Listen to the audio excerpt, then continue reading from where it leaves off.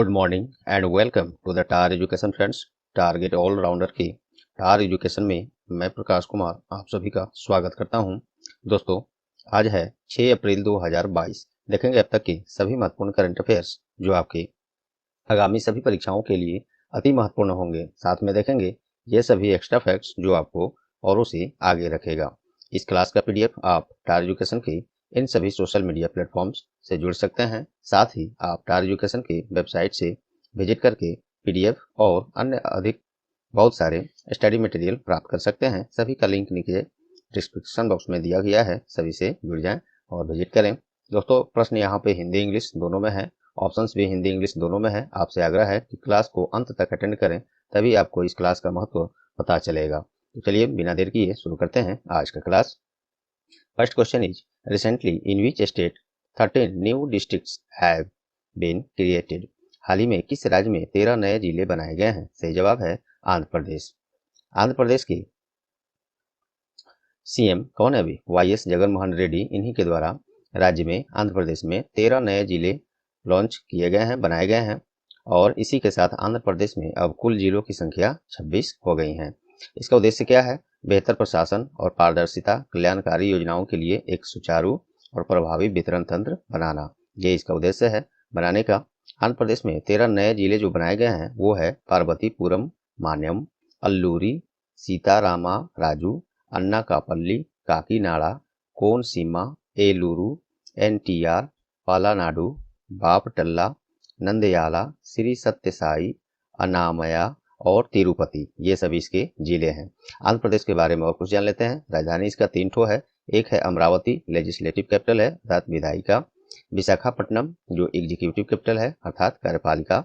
एक है कुर्नूल जो जुडिशियल कैपिटल है अर्थात न्यायिक राजधानी है। मुख्यमंत्री वही हैं वाईएस जगनमोहन रेड्डी। और राज्यपाल गवर्नर कौन है यहाँ पे? विश्वभूषण हरिचंदन। ये तो रहे एक्स्ट्रा फैक्ट्स। आइए ऑप्शन से देखते हैं, प्रश्न पर ही आधारित कुछ और फैक्ट्स हाल फिलहाल के। ध्यान से देखिएगा, बहुत कुछ यहाँ से सीखने को मिलेगा। चलिए, असम ये क्यों न्यूज में रहा है? तो असम सरकार के द्वारा हाल ही में एक योजना है, नाम है उसका प्रोजेक्ट आरोहण। प्रोजेक्ट आरोहण ये असम सरकार के द्वारा लॉन्च किया गया है। प्रोजेक्ट आरोहण, इसमें क्या होगा? तो राज्य में असम सरकार के द्वारा छात्रों को मार्गदर्शन प्रदान करने और उनके कौशल विकास के लिए ये एक योजना लॉन्च किया गया है। और प्रोजेक्ट आरोहण असम के बारे में देख लीजिए। असम राज्य का स्थापना कब हुआ था? 26 जनवरी 1950 में। असम की राजधानी कहाँ है? तो ये है दिसपुर। असम के वर्तमान मुख्यमंत्री कौन है? तो हेमंत बिस्वा शर्मा है, हेमंत बिस्वा शर्मा। और वर्तमान राज्यपाल कौन है असम में? तो प्रोफेसर जगदीश मुखी। ये सभी फैक्ट्स यहाँ से आप याद रखिएगा। चलिए, अगला ऑप्शन है झारखंड। ये क्यों न्यूज में है?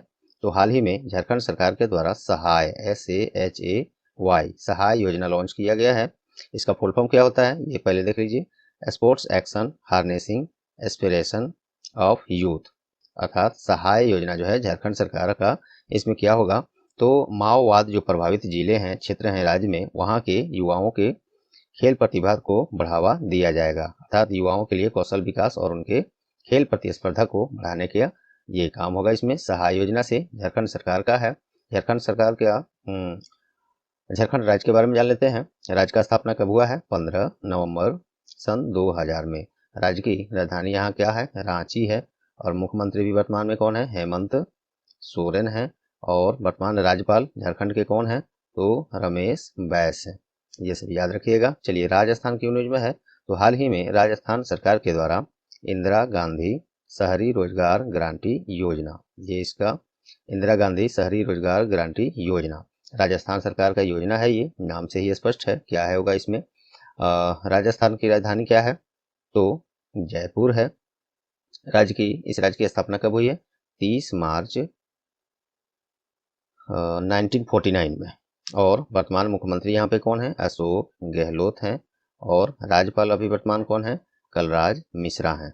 ये सभी फैक्ट्स देखिए दोस्तों, पहले प्रश्न से ये सभी एक्स्ट्रा फैक्ट्स, स्टैटिक्स और ऑप्शन से भी इतने सारे फैक्ट्स हमने दिया। उम्मीद करता हूँ ये आप लोग को पसंद आया होगा और परीक्षा उपयोगी लगा होगा। यदि लगा है तो प्लीज़ वीडियो को अभी लाइक बटन दबा दें और अपना कुछ समय देकर लास्ट में इस क्लास को, सेशन को अन्य आपके पास जितने भी ग्रुप्स हैं, एजुकेशनल ग्रुप्स केवल, और फ्रेंड्स जो लोग तैयारी कर रहे हैं उन्हें ज़रूर शेयर करें और टार एजुकेशन का हमारी सहायता करें। चैनल पर आप नए हैं या चैनल को अब तक सब्सक्राइब नहीं किए हैं तो अभी सब्सक्राइब बटन दबा दें और साथ में बेल आइकन भी दबा दें। और दोस्तों, मुझे पूरा विश्वास है आप लोग सहायता करेंगे टार एजुकेशन का, बस इतना करके। और एक महत्वपूर्ण और सूचना आपको दे दूं दोस्तों, टॉपिक वाइज क्लास जैसे मोस्ट इम्पोर्टेंट अवार्ड्स, जिसमें national, international, cricket, IPL special, इसके अलावा न्यू अपॉइंटमेंट्स और डेज, थीम्स और बहुत सारे टॉपिक, जिसका बहुत सारे टॉपिक्स हैं जिसका मैं पूरा क्या नाम रखूँ यहाँ पे। तो मोस्ट जो भी टॉपिक्स हैं, रैंकिंग वगैरह सबका स्पेशल क्लास, वो भी खास बात ये है इसमें, ये जो क्लास है जो हम जिसका मैं चर्चा कर रहा हूँ, ये जनवरी 2021 से लेकर ये मार्च 2022 तक का टोटल, एक वर्ष से अधिक का ये टोटल मोस्ट इम्पोर्टेंट क्वेश्चन जो आगामी एग्जाम्स में पूरे इसी से ही आएंगे, इससे बाहर एक भी प्रश्न नहीं आएंगे इस अवधि के दौरान का, ये मैं पूरी आपको विश्वास दिलाता हूँ। तो इस क्लास को जरूर देखिए, सभी का लिंक नीचे डिस्क्रिप्शन बॉक्स में हमने दिया है, जरूर देखिए और अन्य दोस्तों के साथ शेयर भी करिए। पसंद आता है तो, पसंद क्यों नहीं आएगा, क्योंकि टोटल मोस्ट इम्पोर्टेंस इसमें इतने सारे क्वेश्चंस, प्रश्न, और वो भी सबसे खास बात, वहाँ भी हम इसी तरह का जो ये पॉइंट्स, एक्स्ट्रा फैक्ट्स, स्टैटिक्स हम दे रहे हैं प्रश्न में, उसी तरह जहाँ जो आवश्यक है उसमें भी हमने दिया है। तो जरूर विजिट करें और इस सब को देखें, आपको पता चलेगा इस क्लास का महत्व, और काफ़ी फायदेमंद है, जरूर देखिए। बाकी चलिए नेक्स्ट क्वेश्चन हम लोग देखते हैं। Recently who has been honoured with the Chameli Devi Jain award 2021। देखिए, चमेली देवी जैन पुरस्कार 2021 से किसे सम्मानित किया गया है? इसका सही जवाब है ओरेफा जोहरी। ओरेफा जोहरी मुंबई की क्षेत्र की ये पत्रकार हैं। ओरेफा जोहरी एक उत्कृष्ट महिला मीडियाकर्मी 2021 के लिए इस चमेली देवी जैन पुरस्कार 2021 के रूप में इनको चुना गया है, पुरस्कृत किया गया है। चमेली देवी पुरस्कार के बारे में देखिए, 1982 में स्थापित एक वार्षिक चमेली देवी जैन पुरस्कार भारत में उन महिला मीडिया कर्मियों के लिए एक प्रतिष्ठित मान्यता है जिन्होंने सामाजिक विकास, राजनीति, समानता, लैंगिक न्याय, स्वास्थ्य, युद्ध और संघर्ष और उपभोक्ता मूल्यों जैसी विषयों पर रिपोर्ट दी हैं। तो इस कार्य के लिए ये चमेली देवी जैन पुरस्कार दिया जाता है। 2021 वाला ये एडिशन का है और दिया गया है ओरेफा जौहरी को। ये तो रहा एक्स्ट्रा फैक्ट इसमें। आइए ऑप्शन से प्रश्न पर ही आधारित कुछ महत्वपूर्ण अवार्ड्स देख लेते हैं। चलिए नेक्स्ट इसमें देखते हैं ऑप्शंस के थ्रू कौन है। जनरल बिपिन रावत, ये क्यों न्यूज में है? तो इनको हाल ही में पद्म विभूषण पुरस्कार, भारत का दूसरा सबसे बड़ा नागरिक सम्मान है हम लोग का, देश का। तो जब हम बात कर रहे हैं दूसरा सबसे बड़ा सिविलियन अवार्ड्स अर्थात नागरिक सम्मान, ये दूसरा है विभूषण, पद्म विभूषण। पहला कौन सा है? सबसे पहला होता है भारत रत्न, तब होता है पद्म विभूषण, उसके बाद होता है पद्म भूषण, पद्म भूषण, उसके बाद होता है पद्मश्री। ये सब इसका ये रैंकिंग है इस तरह से। तो इसमें से दूसरा सबसे बड़ा नागरिक सम्मान पद्म विभूषण से जनरल बिपिन रावत को सम्मानित किया गया है, पुरस्कृत किया गया है। और ये जनरल बिपिन रावत, मुझे उम्मीद है सबको ये जानते होंगे, ये अपने देश का सबसे पहला CDS प्रमुख थे, अर्थात चीफ डिफेंस ऑफ स्टाफ। सबसे पहला चीफ ऑफ डिफेंस कौन थे? जनरल बिपिन रावत। इनका दिसंबर 2021 में 8 दिसंबर 2021 को एक हेलीकॉप्टर क्रैश में इनका देहांत हो गया था। तब से ये CDS पोस्ट वैसे अभी खाली भी है, किसी को यहाँ नियुक्त नहीं किया गया है, तब से खाली भी है। ऐसे उम्मीद है आगे चल के अभी जो सेना प्रमुख हैं जनरल मुकुंद नरवणे, उन्हीं को हो सकता है ये पद दिया जाए। चलिए खैर आगे देखते हैं। प्रोफेसर नारायण प्रधान, ये न्यूज में क्यों है? तो इनको हाल ही में भौतिक विज्ञान के क्षेत्र में उनके उत्कृष्ट योगदान के लिए वैज्ञानिक अनुसंधान के लिए 31वां GD बिरला अवार्ड इनको दिया गया है। GD बिरला पुरस्कार 31वां संस्करण इसका दिया गया है, ये प्रोफेसर नारायण प्रधान को, तो इसको याद रखिएगा। चलिए सुषमा स्वराज, ये न्यूज में क्यों आया है? तो हाल ही में हरियाणा सरकार के द्वारा, हरियाणा के मुख्यमंत्री के द्वारा, कौन है? मनोहर लाल खट्टर, इन्हीं के द्वारा महिलाओं के लिए अंतर्राष्ट्रीय और राष्ट्रीय क्षेत्रों में जीवन के विभिन्न क्षेत्रों में उनकी महत्वपूर्ण उपलब्धियों के लिए सुषमा स्वराज पुरस्कार देने का घोषणा किया है। पहले ये नहीं था, लेकिन अब हरियाणा सरकार सुषमा स्वराज पुरस्कार देने का घोषणा किया है, शुरू करने का घोषणा किया है। ये रहे दूसरे प्रश्न से सभी फैक्ट्स। चलिए नेक्स्ट देखते हैं। Third question is According to the recently released report, which state has topped the list with a lowest unemployment rate? हाल ही में जारी रिपोर्ट के अनुसार इस राज्य ने सबसे कम बेरोजगारी दर वाली सूची में पहला स्थान हासिल किया है। तो सही जवाब है छत्तीसगढ़। केंद्र सरकार के द्वारा जारी केंद्र सरकार का जो centre for monitoring Indian economy है, इसी के द्वारा ताजा आंकड़ों के अनुसार छत्तीसगढ़ सबसे कम बेरोजगारी दर वाली सूची में पहले स्थान पर है। और बात करें सबसे ज्यादा बेरोजगारी दर वाली राज्यों की सूची में, इसमें हरियाणा सबसे पहले स्थान पर और राजस्थान दूसरे स्थान पर है। इस रिपोर्ट के अनुसार अपने पूरे भारत की बात करें तो बेरोजगारी दर अभी 7.6% है। चलिए नेक्स्ट इसमें नहीं ऑप्शन है, ऑप्शन से देखते हैं, बहुत कुछ इसमें भी है। देखिए ऑप्शन से हम लोग देखते हैं, ये चूंकि प्रश्न पर आधारित रैंकिंग से संबंधित प्रश्न है, इसी तरह का हम लोग कुछ और देखते हैं। चलिए तो उत्तर प्रदेश अभी राष्ट्रीय जल पुरस्कार 2022 में पहले स्थान पर है, ये रैंकिंग याद रखिएगा। राष्ट्रीय जल पुरस्कार 2022 इसमें पहले स्थान पर आया है उत्तर प्रदेश। और ये राष्ट्रीय जल पुरस्कार 2022 संस्थागत श्रेणी में देखें तो श्री माता वैष्णो देवी श्राइन बोर्ड को प्रदान किया गया है। और राज्य स्तर पर देखा जाए तो उत्तर प्रदेश को मिला है और ये पहले स्थान पर रहा है। उत्तर प्रदेश की राजधानी क्या है? तो लखनऊ है। अभी मुख्यमंत्री कौन है? तो योगी आदित्यनाथ अभी दोबारा से उत्तर प्रदेश के मुख्यमंत्री चुने गए हैं भारतीय जनता पार्टी से। और उत्तर प्रदेश के राज्यपाल कौन है? आनंदीबेन पटेल हैं। ये सब याद रखेंगे आप। चलिए केरल की न्यूज में है, तो हाल ही में मातृ मृत्यु अनुपात, हिंदी में ही लिख देता हूं इसको, मातृ मृत्यु अनुपात अर्थात इंग्लिश में मदर मोर्टेलिटी रेशियो कहेंगे इसको। तो मातृ मृत्यु अनुपात में रैंकिंग में कौन राज्य? तो केरला पहले स्थान पर है। अर्थात यहाँ पे मातृ मृत्यु का रेशियो जो है बहुत कम है, अच्छी है बात है। तो केरल इसमें पहले स्थान पर है। केरल का राजधानी तिरुवनंतपुरम है। केरल के वर्तमान मुख्यमंत्री पिनारई विजयन है और वर्तमान राज्यपाल अर्थात गवर्नर कौन है? तो आरिफ मोहम्मद खान है केरल के। चलिए नेक्स्ट है आंध्र प्रदेश न्यूज में है, तो लगातार दूसरे वर्ष आंध्र प्रदेश जो है Skoch state of governance ranking 2021 में पहले स्थान पर है। Skoch state of governance ranking 2021 में पहले स्थान पर। आंध्र प्रदेश के बारे में देख लेते हैं। आंध्र प्रदेश के बारे में टोटल डिटेल मैं ऊपर अभी जस्ट बता चुका हूं दोस्तों। राजधानी उसका 3 ठो है, अमरावती, विशाखापट्टनम और कुर्नूल। और मुख्यमंत्री वाईएस जगनमोहन रेड्डी और राज्यपाल विश्वभूषण हरिचंदन है। चलिए तीसरे प्रश्न से हम लोग चलते हैं चौथे प्रश्न पर। Fourth question is recently who has been reelected as the new prime minister of Hungary? हाल ही में इसे हंगरी के नए प्रधानमंत्री के रूप में पुनः चुन लिया गया है। सही जवाब है विक्टर ओरबान। विक्टर ओरबान ये हंगरी के नए प्रधानमंत्री के रूप में फिर से इनको चुना गया है और ये सबसे लंबे समय तक प्रधानमंत्री के रूप में रह चुके हैं अब तक के अनुसार हंगरी का विक्टर ओरबान। ये हंगरी के बारे में देख लेते हैं। देखिए दोस्तों, न्यूज में जो कंट्री रहता है किसी भी कारण से, खासकर ज़्यादातर 99% यही उम्मीद रहता है उसी के कैपिटल करेंसी अर्थात राजधानी और मुद्रा ज़्यादातर पूछे जाते हैं। तो जरूर ध्यान दीजिएगा, कोई भी कंट्री किसी भी कारण से न्यूज में रह रहा है तो देखिए हैदराबाद हंगरी का राजधानी बुदापेस्ट है। मुद्रा यहाँ पे हंगेरियन फॉरेंट चलता है। प्रधानमंत्री विक्टर ओरबान हो गए और प्रेसिडेंट जेनोस आर्डर। और इसके बारे में महत्वपूर्ण चीज ये देख लीजिए कि ये जो जेनोस आर्डर हैं अभी तो हैं, लेकिन 10 मई 2022 से यहाँ पे कैटलिन नोवाक इसके नए राष्ट्रपति बन जाएंगे। तो ये सब भी याद रखिएगा। चलिए अब देखते हैं ऑप्शन से कुछ महत्वपूर्ण नए पीएम प्रेसिडेंट जो बने हैं कुछ कंट्री के, उसको देखते हैं एक्स्ट्रा फैक्ट के साथ।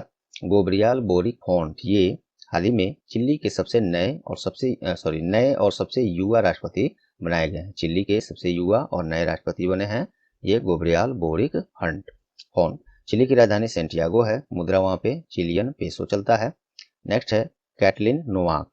अभी जस्ट ऊपर शायद में इसी की चर्चा हमने किया है, हाँ वही किया है, यहाँ पे दे ही दिया प्रश्न। अभी जस्ट कैटलिन नोवाक जो हमने बताया हंगरी के नए राष्ट्रपति बनेंगे कब से? 10 मई 2022 से। वर्तमान में जेनोस आर्डर हैं। तो ये कैटलिन नोवाक हंगरी के नए राष्ट्रपति बनेंगे 10 मई 2022 से। वही मैंने यहाँ ऑप्शन पे दे दिया था, ध्यान नहीं आया, नहीं तो इसको नहीं देता क्योंकि यहाँ पे ऑलरेडी मैं चर्चा कर दिया था। चलिए तो इसको याद रखिएगा, हंगरी के बारे में ये सब है। रॉबर्ट अवेला ये क्यों न्यूज में है? C number option.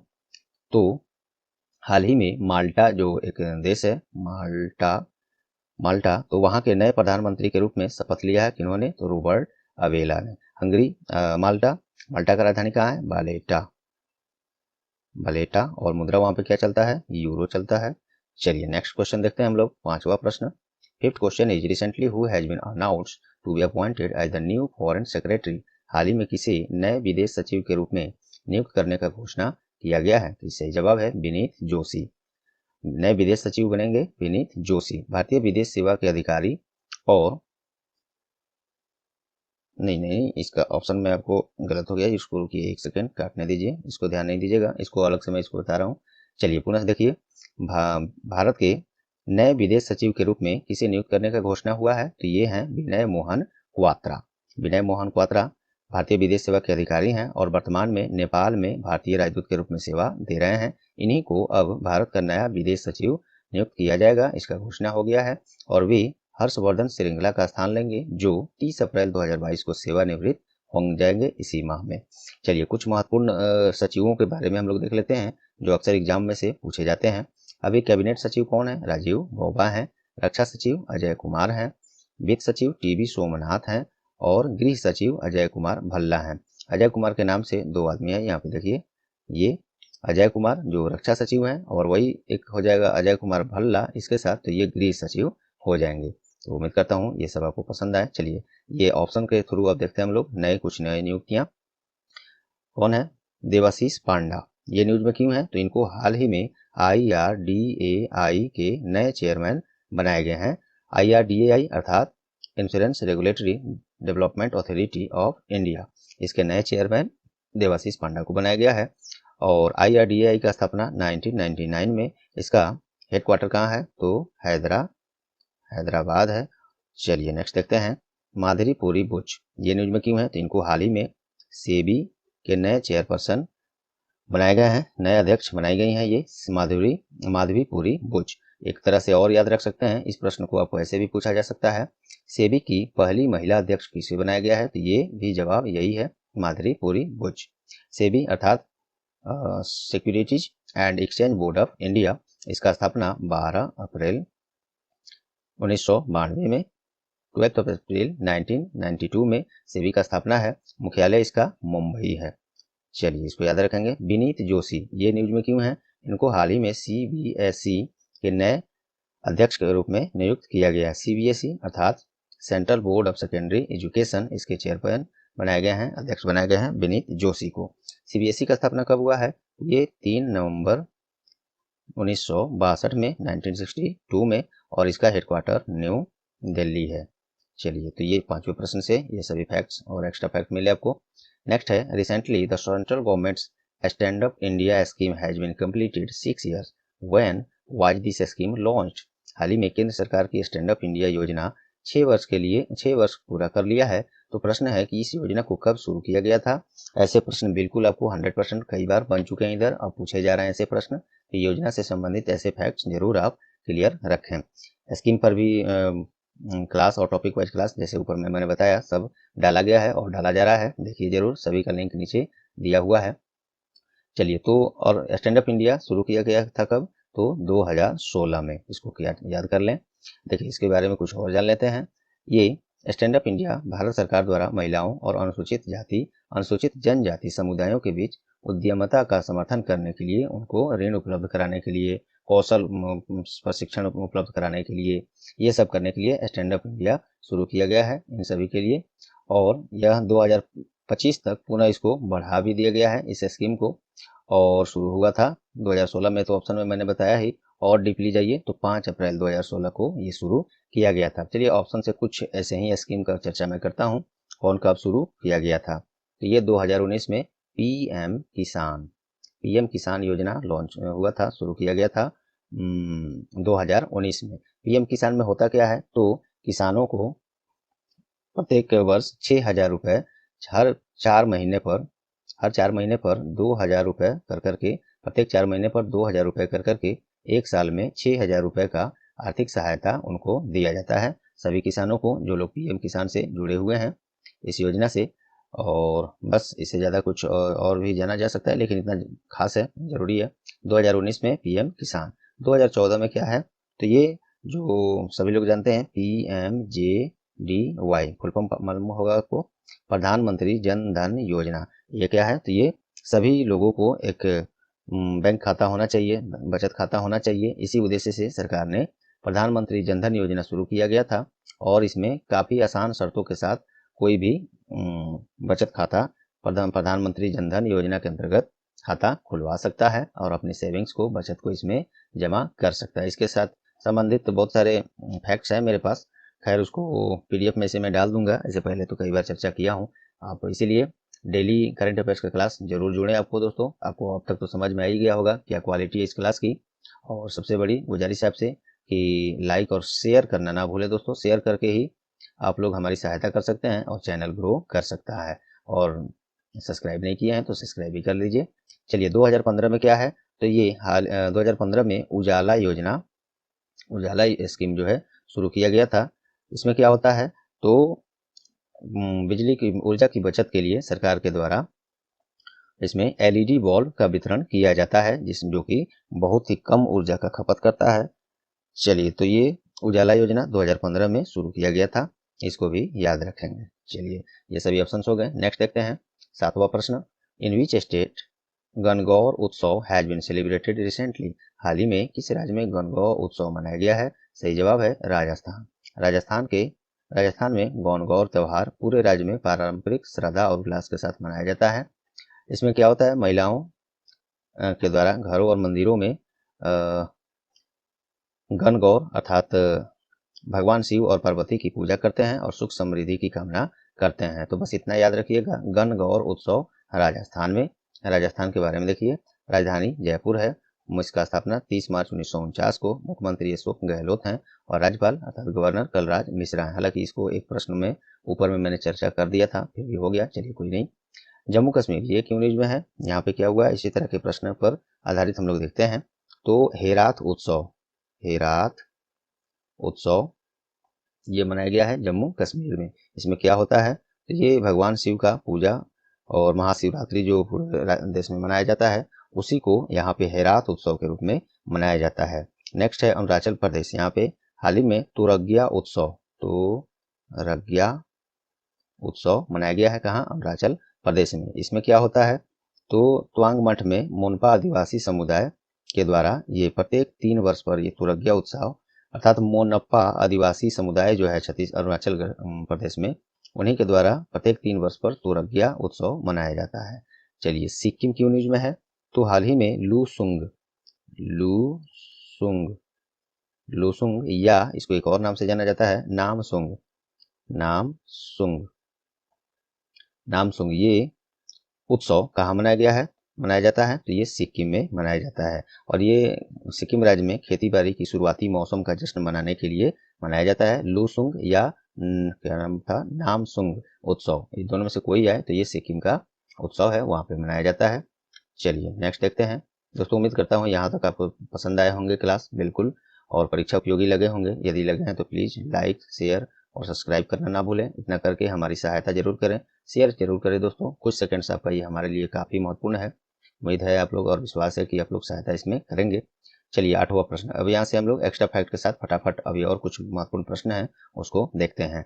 हाल ही में किस भारतीय अमेरिकन गायक ने ग्रैमी अवार्ड 2022 में बेस्ट चिल्ड्रंस म्यूजिक एल्बम का पुरस्कार जीता है? ये फाल्गुनी शाह ने जीता है।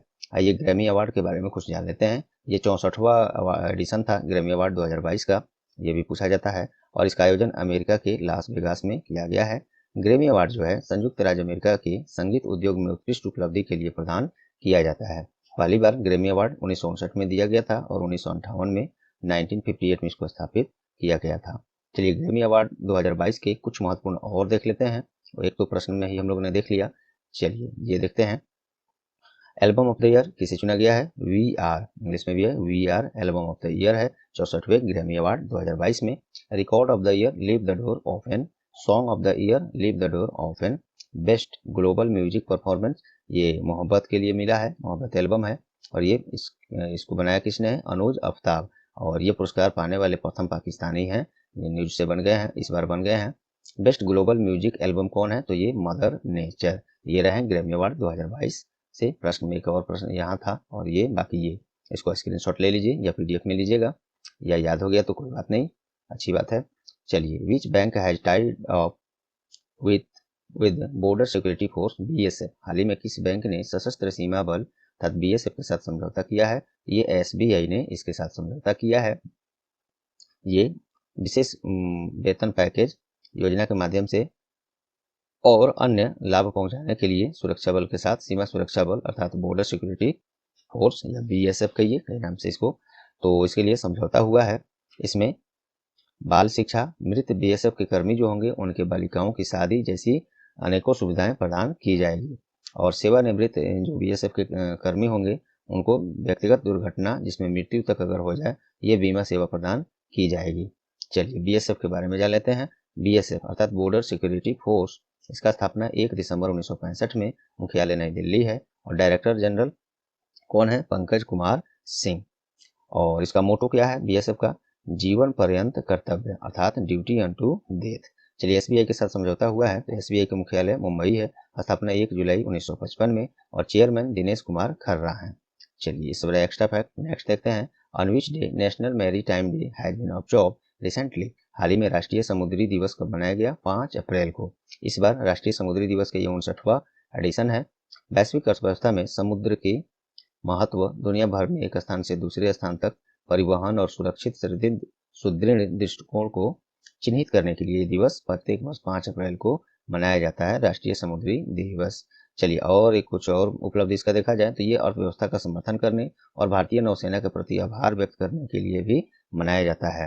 पहली बार 5 अप्रैल 1964 को मनाया गया था और इस बार इसका थीम है, विषय है 2022 के लिए, देखिए सस्टेनेबल शिपिंग बियॉन्ड कोविड-19, इसको याद रखेंगे। चलिए नेक्स्ट है। हाल ही में जाने माने क्रिकेटर रॉस टेलर ने अंतर्राष्ट्रीय क्रिकेट से संन्यास का घोषणा किया है। वे किस देश के क्रिकेटर हैं? तो ये न्यूजीलैंड के क्रिकेटर थे, हैं अभी, लेकिन रिटायरमेंट का घोषणा कर दिया इन्होंने संन्यास का। ये किस देश के हैं? न्यूजीलैंड के।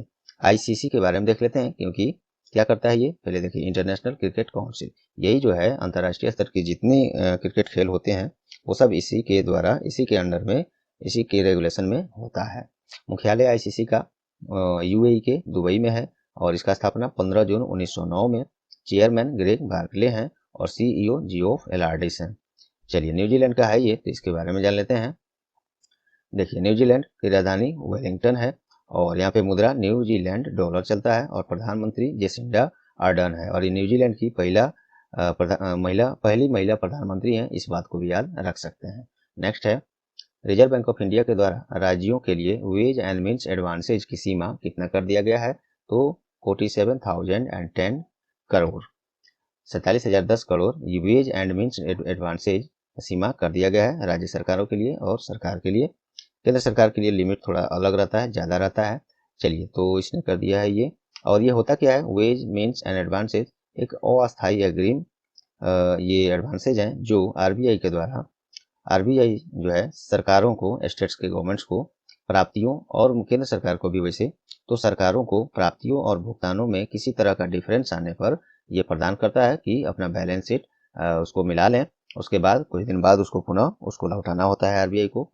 और केंद्र सरकार की बात करें, वित्त वर्ष 2022-23 की पहली छमाही के लिए भारत सरकार के लिए इस ways and means advances WMA की सीमा 1,50,000 करोड़ कर दिया गया है। RBI के बारे में चलिए देख लेते हैं। RBI reserve bank of India, मुख्यालय इसका मुंबई है, स्थापना 1 अप्रैल 1935 और राष्ट्रीयकरण अर्थात नेशनलाइजेशन 1 जनवरी 1949 में और इसके गवर्नर शक्तिकांत दास हैं, 25वें क्रम के हैं और डिप्यूटी गवर्नर RBI में 4 होते हैं। कौन कौन से हैं देख लीजिए, महेश कुमार जैन, माइकल देवपात्रा, M राजेश्वर राव और T रवि शंकर। चलिए तो ये रहे इतने सारे प्रश्न। क्वेश्चन ऑफ द डे आज का देखते हैं। Which country has recently won the title of ICC Women's World Cup 2022? कई दिन पहले मैंने ही इस प्रश्न को हमने करा दिया है। कुछ जगह आपको अभी मिल रहे होंगे, आपको लग रहा होगा नया है, लेकिन नहीं, 1-2 रोज पहले ही मैंने इस प्रश्न को करा दिया है। ICC महिला विश्व कप 2022 का खिताब किसने जीता है? ऐसे प्रश्न का जवाब मुझे उम्मीद है आप लोग को याद होगा। याद नहीं है तो पिछली क्लास देखें या गूगल सर्च कर लें और पुनः याद कर लें और कमेंट में भी जरूर डाल दें। तो चलिए दोस्तों, उम्मीद करता हूँ मैंने जो वो टॉपिक वाइज क्लासेस के बारे में चर्चा किया सभी का लिंक नीचे डिस्क्रिप्शन बॉक्स में है और वो टोटल टॉपिक्स वाइज क्लास जैसे new appointments, awards, national international days and themes, schemes, ये सभी। सबसे खास बात ये है कि ये जनवरी 2021 से लेकर ये मार्च 2022 तक कवर किया गया। इसमें 1 वर्ष से अधिक का कोई भी टॉपिक इसका देखिए जो बनाया गया है, इससे बाहर प्रश्न बिल्कुल नहीं आएंगे इस अवधि से, ये मैं पूरा आपको विश्वास दिलाता हूं। और यहाँ भी हम एक्स्ट्रा फैक्ट, स्टैटिस्टिक्स जहाँ जरूरत पड़ा है उसको मैंने शामिल किया है। तो जरूर देखिए, मजा आ जाएगा और समझ में आएगा कितना उपयोगी है वो क्लास। तो दोस्तों वहाँ पे और उसको देखकर शेयर जरूर करेंगे ताकि उसकी पहुंच ज़्यादा लोगों तक पहुंचे और हमारी टीम को सहायता मिले। तो चलिए मिलते हैं। तो दोस्तों उम्मीद करता हूँ ये क्लास आप लोग को परीक्षा उपयोगी लगी होंगी। यदि लगी है तो प्लीज़ अभी तक लाइक नहीं दबाए हैं तो दबा दीजिए और इसे शेयर करके टार एजुकेशन के इस सेशन को या अन्य सेशन को शेयर करके अन्य जितने भी आपके पास एजुकेशनल ग्रुप्स हैं, फ्रेंड्स जो लोग तैयारी कर रहे हैं, वहाँ पे शेयर करके हमारी सहायता करें। और चैनल पर आप नए हैं या चैनल को अब तक सब्सक्राइब नहीं किए हैं तो अभी सब्सक्राइब बटन दबा दें और साथ में बेल आइकन भी दबा दें, जिससे सभी क्लास के नोटिफिकेशन सबसे पहले आपको मिले और एक भी क्लास मिस ना हो। तो चलिए मिलते हैं अगले क्लास में, तब तक के लिए goodbye, all the best.